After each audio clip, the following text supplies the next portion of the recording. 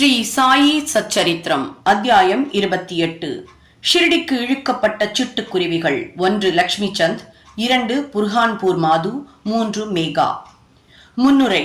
சாயி முடிவானவரோ வரையறைக்கு உட்பட்டவரோ அல்ல. எறும்பு பூச்சிகள் முதற்கொண்டு பிரம்மா வரையுள்ள எல்லா ஜீவராசிகளிலும் அவர் உறைந்திருக்கிறார். அவர் சர்வ வியாபி, வேத ஞானத்தில் நன்றாக பயிற்சியுடையவர். அங்கனமே ஆத்ம உணர்விலும் இவை இரண்டிலுமே அவர் வல்லவராகையால் சத்குருவாய் இருப்பதற்கு அவர் மிக பொருத்தமானவர். சீடர்களை தட்டி எழுப்பி அவர்களை ஆன்ம உணர்வில் ஸ்தாபிக்க இயலாத யாரும் எவ்வளவு கற்றிருந்தவராக இருப்பினும் சத்குரு என்றழைக்கப்படுவதற்கு தகுதியுடையவராகார். பொதுவாக இந்த உடலை அன்னை ஈன்றெடுக்கிறாள். தவறாமல் வாழ்வை சாவும் பின்தொடர்கிறது. ஆனால் சத்குருவோ வாழ்வு சாவு இரண்டையுமே சத்குரு அழித்து விடுகிறார். எனவே மற்றவரை காட்டிலும் அதிக கருணையும் அன்பும் உடையவராவார். சாய்பாபா அடிக்கடி கூறுவதாவது: எனது ஆள், அதாவது எனது பக்தன் எவ்வளவு தூரத்தில் இருந்தாலும், என்னிடமிருந்து 3000 மைல்களுக்கு அப்பால் இருந்தாலும் காலில் நூல் கட்டியுள்ள சிட்டுக்குருவியை போன்று ஷிரடிக்கு இழுக்கப்படுவான். இந்த அத்தியாயம் அந்த மாதிரி 3 சிட்டுக்குருவிகள் இழுக்கப்பட்ட கதையை கூறுகின்றது. 1. லாலா லக்ஷ்மி சந்த். பம்பாயில் ஸ்ரீ வெங்கடேஸ்வர் அச்சகத்தில் இந்த மனிதர் பணியாற்றி வந்தார். பின்னர் ரயில்வே டிபார்ட்மெண்டிலும் அதன் பின் ராலி பிரதர்ஸ் அண்ட் கம்பெனியிலும் இவர் குமாஸ்தாவாக பணியாற்றினார். 1910 அவர் பாபாவின் தொடர்பு பெற்றார். கிறிஸ்துமஸ்திற்கு 1-2 மாதங்களுக்கு முன்பாக தாடியுடன் கூடிய கிழவனார் ஒருவர் தம் பக்தர்கள் புடைசூழ நின்று கொண்டிருப்பதை தான் சாந்தா குரூஸில் இருக்கும்போது கனவில் கண்டார். சில நாட்களுக்கு பின் தாஸ்கனுவின் கீர்த்தனையை கேட்பதற்காக தமது நண்பரான தத்தாத்ரேயா மஞ்சுநாத் பிஜூர் என்பவரின் வீட்டிற்கு சென்றார். கீர்த்தனை செய்யும் போது மக்கள் முன் பாபாவின் படத்தை வைப்பது தாஸ்கனுவின் வழக்கமாகும். தான் கனவில் கண்ட கிழவனாரின் உருவ அமைப்புகள் எல்லாம் இந்த படத்துடன் அப்படியே அச்சாக பொருந்தி இருப்பது கண்டு லக்ஷ்மி சந்த் அதிசயப்பட்டார். தான் கனவில் கண்ட கிழவனார் சாய்பாபாவே என்று உணர்ந்தார். இந்த சித்திரத்தின் தரிசனம், தாஸ்கனுவின் பாடல், அவர் உரை நிகழ்த்திய துக்காராமின் வாழ்க்கை, இவை அனைத்தும் அவர் மனதில் ஒரு ஆழ்ந்த உணர்வை ஏற்படுத்தியது. அவர் ஷிரடி போக தீர்மானித்தார். சத்குரு தேடும் படலத்திலும் ஆன்மீக முயற்சியிலும் கடவுள் எப்போதும் உதவி செய்கிறார் என்பது பக்தர்களின் அனுபவமாகும். அதே நாள் இரவு 8 மணி அளவில் சங்கர் ராவ் என்ற அவரது நண்பர் வீட்டுக் கதவை தட்டி ஷிரடிக்கு தன்னுடன் அவர் வருவாரா என கேட்டார். அவரது மகிழ்ச்சி கரை காணவில்லை. உடனே அவர் ஷிரடி செல்ல தீர்மானித்தார். தனது மாமாவிடமிருந்து ரூபாய் 15 கடன் வாங்கிக் கொண்டு உரிய ஏற்பாடுகளை எல்லாம் செய்தான பிறகு அவர் ஷிரடிக்கு புறப்பட்டார். ரயிலில் அவரும் அவரது நண்பரும் சில பஜனை பாடல்களை பாடினர்.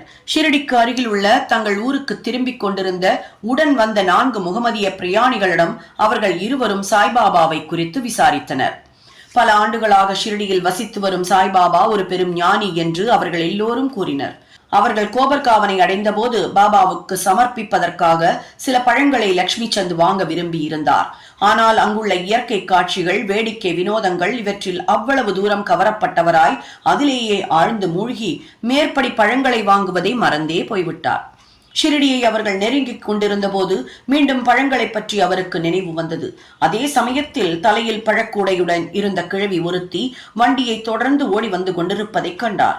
வண்டி நிறுத்தப்பட்டது. மகிழ்வுடன் சில பழங்களை பொறுக்கி அவர் வாங்கினார். அப்போது மீதம் உள்ளவற்றையும் எடுத்துக்கொண்டு போய் என் சார்பில் பாபாவிற்கு சமர்ப்பியுங்கள் என்றாள் அந்த கிழவி. பழங்களை அவர் வாங்க எண்ணி இருந்தது.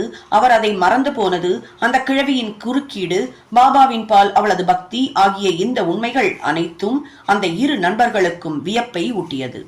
இந்த கிழவி தான் கனவில் கண்ட கிழவனாருக்கு ஏதேனும் உறவு போலும் என்று லக்ஷ்மி சந்த் நினைத்தார். பின்னர் மீண்டும் அவர்கள் சவாரி செய்து ஷிரடிக்கு அருகில் வந்தனர். மசூதியில் கொடி பறந்து கொண்டிருப்பதைக் கண்டு அதற்கு அவர்கள் வணக்கம் செலுத்தினர். கையில் பூஜை சாமான்களுடன் மசூதிக்கு சென்று உரிய முறையில் பாபாவை வழிபட்டனர். லக்ஷ்மி சந்த் பாபாவை கண்டதும் மிகவும் உருகி அதிக மகிழ்ச்சி அடைந்தார். நறுமணம் கமழும் தாமரை மலரால் தேனி ஒன்று கவரப்படுவது போல பாபாவின் திருவடிகளில் அவர் கவரப்பட்டார்.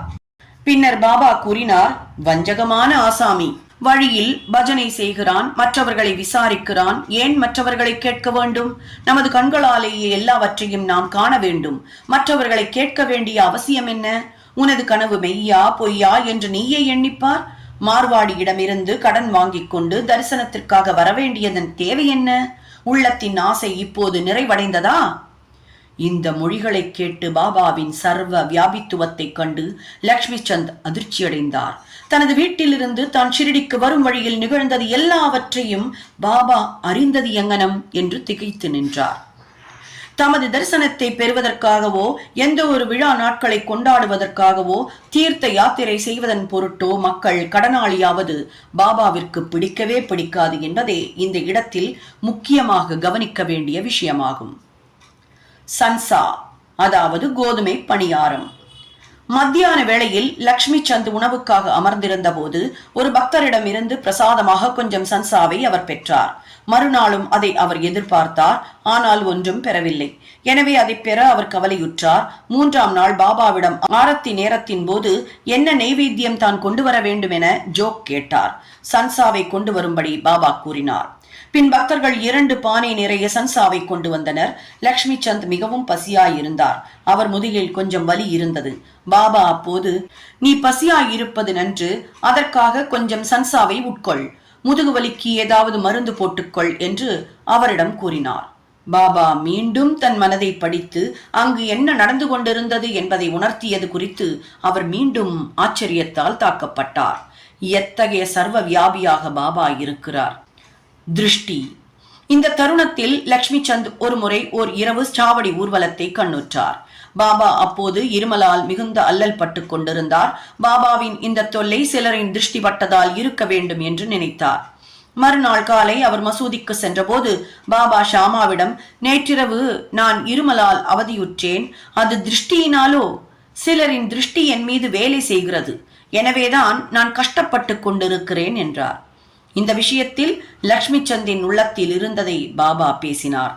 பாபாவின் சர்வ வியாபித்துவத்துக்கான இந்த நிரூபணங்கள் எல்லாம் கண்டுவிட்டு பாபாவை சாஷ்டாங்கமாக நமஸ்கரித்து, நான் தங்கள் தரிசனத்தால் பெரு மகிழ்ச்சி அடைகிறேன், எப்போதும் என்பால் அன்பு கொண்டு தயவுள்ளவராக இருந்து என்னை காத்து ரட்சியுங்கள், தங்கள் பாதாம்புயத்தை தவிர பிரிதொரு கடவுள் எனக்கில்லை, தங்கள் பஜனையின் பாலும் பாத கமலங்களின் பாலும் என் மனம் எப்போதும் லைத்திருக்கட்டும், இந்த உலகின் துன்பங்களிலிருந்து தங்களின் அருள் எங்களை பாதுகாக்கட்டும், நான் எப்போதும் தங்கள் நாமத்தையே உச்சரிக்க வேண்டும், மகிழ்வுடன் இருக்க வேண்டும் என்று வேண்டினார் அவர்.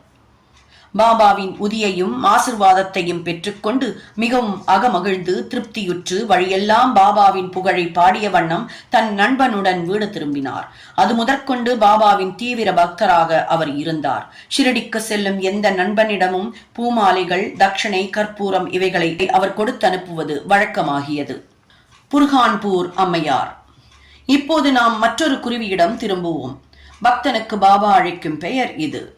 புர்ஹான்பூரில் உள்ள ஒரு மாது சாய்பாபா தன் வீட்டிற்கு வந்து அவர்தம் உணவுக்காக கிச்சடி, அதாவது உப்பு பருப்பு கலந்த சாதம், பிச்சை கேட்டுக் கொண்டிருப்பதாக கனவு கண்டாள். விழித்து பார்க்கையில் வாசற்படியில் யாரையும் காணோம் என்ற போதும் அந்த காட்சியால் அவள் மனம் மிக நெகிழ்ந்து தனது கணவன் உள்ளிட்ட அனைவருக்கும் கூறினாள். தபால் இலாக்காவில் அவர் பணியாற்றி வந்தார். அவர் அகோலாவுக்கு மாற்றப்பட்ட போது பக்தர்களான கணவனும் மனைவியும் ஷிரடிக்கு போவதென தீர்மானித்தனர். ஒரு பொருத்தமான நாளில் இருவரும் புறப்பட்டு வழியில் கோமதி தீர்த்தத்திற்கு சென்றுவிட்டு ஷிரடியை அடைந்து அங்கு 2 மாதங்கள் தங்கினர். ஒவ்வொரு நாளும் அவர்கள் மசூதியை அடைந்து பாபாவை வழிபட்டு காலத்தை சந்தோஷமாக கழித்தனர். அவ்விருவரும் கிச்சடியை நைவேத்தியமாக சமர்ப்பிக்க ஷிரடிக்கு வந்தனர். ஆனால் முதல் 14 தினங்களுக்கு என்ன காரணத்தினாலேயோ அதை சமர்ப்பிக்க அவர்களுக்கு இயலவில்லை. அந்த பெண்மணிக்கு இந்த கால தாமதம் பிடிக்கவில்லை. பின் 15வது நாள் அவள் தனது கிச்சடியுடன் மசூதிக்கு வந்தாள்.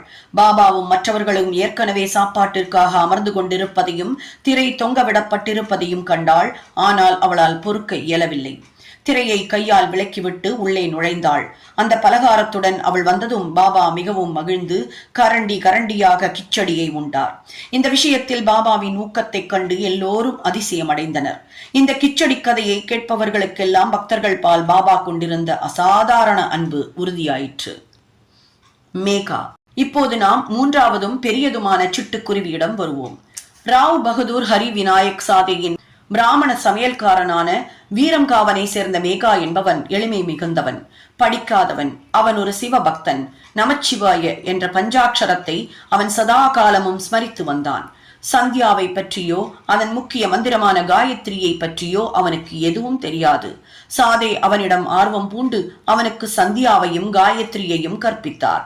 ஷிரடி சாய்பாபா சிவனின் அவதாரம் என்று அவனுக்கு கூறி ஷிரடிக்கு அவனை புறப்படச் செய்தார். புரோச் ரயில் நிலையத்தில் சாய்பாபா ஒரு முகமதியர் என்று கேள்விப்பட்டான்.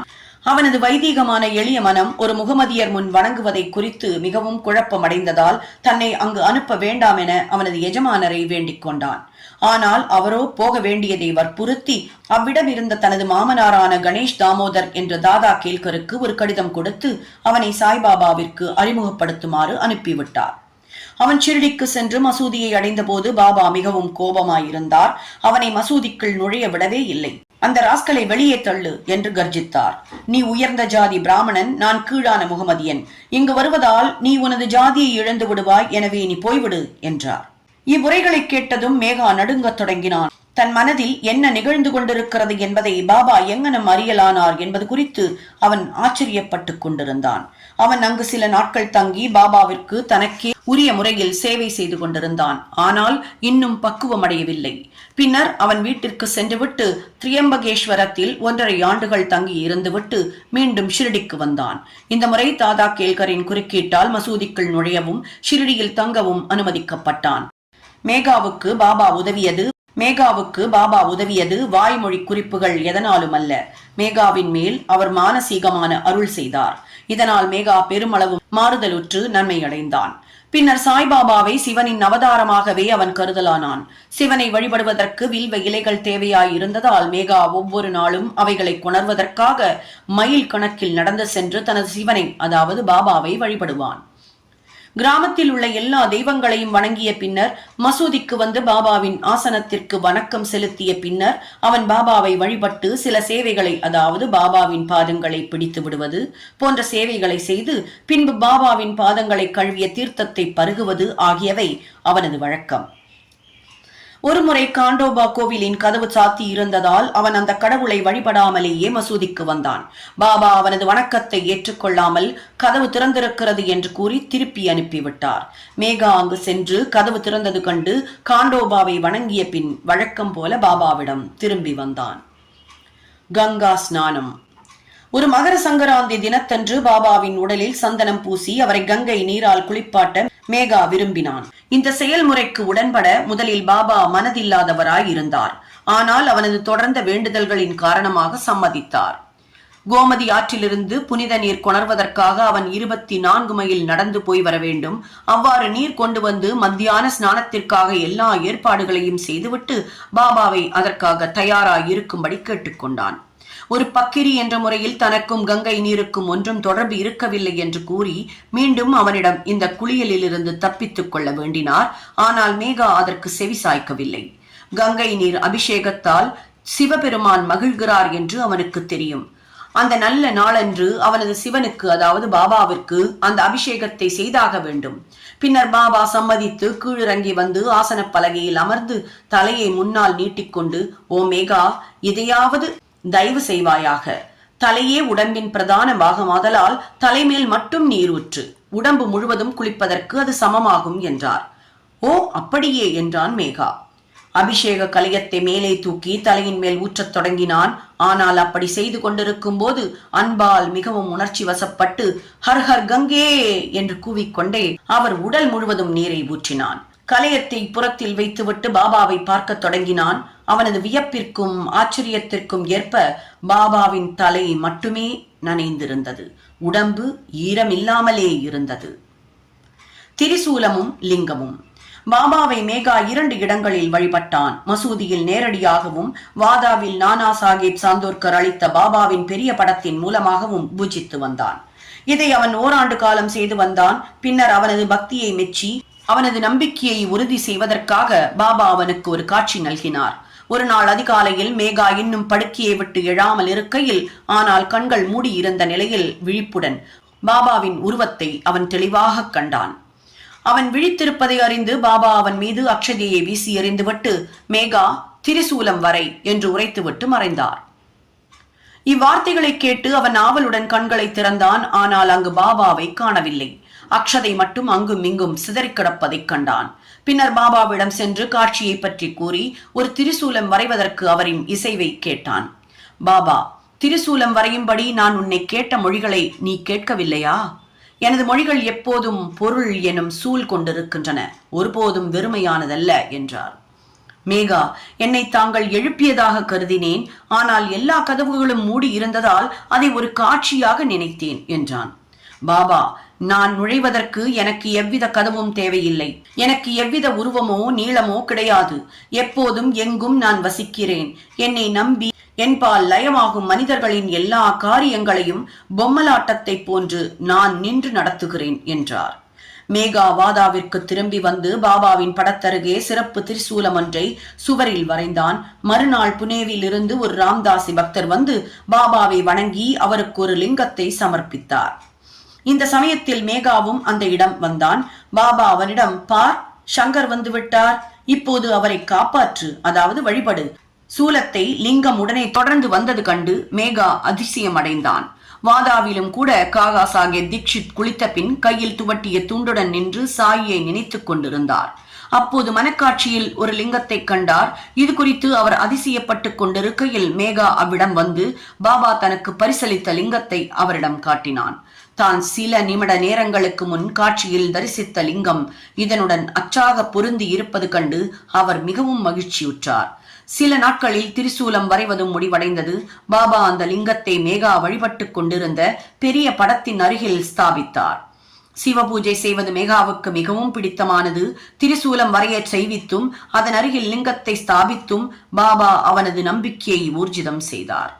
பல ஆண்டுகள் தொடர்ந்த சேவைக்கு பின்னர் ஒவ்வொரு நாள் மத்தியானமும் மாலையும் வழக்கமான வழிபாட்டையும் மாரத்தையும் செய்த பின்பு 1912 மேகா சிவபதம் சேர்ந்தான்.